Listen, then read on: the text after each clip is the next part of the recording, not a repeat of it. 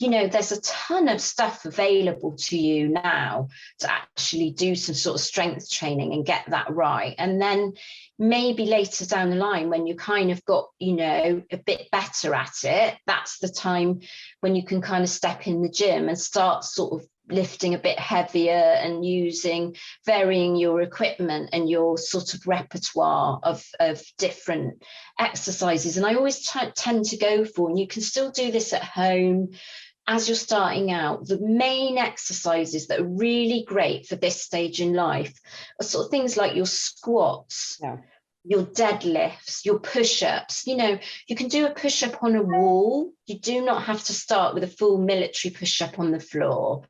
You've got, or even on your knees. Yeah, on your knees. This is where people sort of fear it a bit because they think, oh, I can't do that. But it's not, you can't do it. I'm a great believer in saying I can't do it yet.